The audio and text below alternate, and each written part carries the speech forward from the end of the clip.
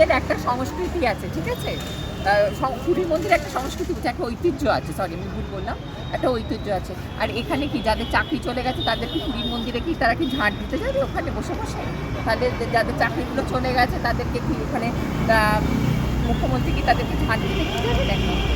আর সব থেকে বড় কথা, আজকে এই বেকার ছেলেমেয়েগুলো সব বসে আছে রাজ্যের এই অবস্থা, অর্থনীতি অবস্থা, ওনার দুর্নীতি কেলেঙ্কারিগুলোকে উনি ঢাকার জন্য এইসব কীর্তি করে বেড়াচ্ছে।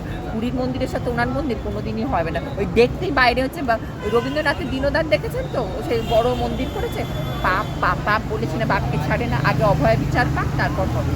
অভয়াকে যেভাবে মেরেছে সেই পাপটাকে বিচারটা পাক, তারপরে ঠিক হবে।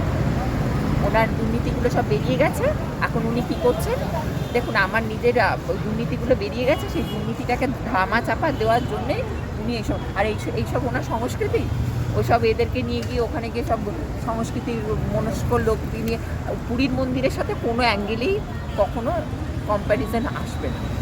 পুরীর মন্দির পুরীর মন্দির, ওইটা হচ্ছে সনাতনদের মন্দির, ওটা ওদের সাথে এদের কখনোই আসবে না। মানে এই মন্দিরে তো ধর্ম নির্বিশেষে সবাই প্রবেশ করতে পারে। দেখুন, তাহলে তো যে গরুর মাংস খাবে সেও ঢুকবে, আবার যে ঢুকবে সে কৃষ্ণ মন্দিরে ঢুকে যাবে? এইসব বাজে কথা বলে লাভ আছে? তাহলে আমি বললাম না, ওনার চিন্তা ভাবনা হচ্ছে, ওনার চিন্তা ভাবনার সাথে এটা তো মন্দির নয়, দীঘাটা হচ্ছে সংস্কৃতি কেন্দ্র। ওই হাওয়াই চটি পরে ওই মন্দিরে ঢুকে যাচ্ছে, দেখলেন না? ওই রাজ্যটা 12টা বাজিয়ে দিয়েছে। আমি বলেছি না এই ভদ্রমহিলা একাই না, মানে রাজ্যটাকে পুরো উচ্ছন্যায় পাঠিয়ে দিয়েছে। আর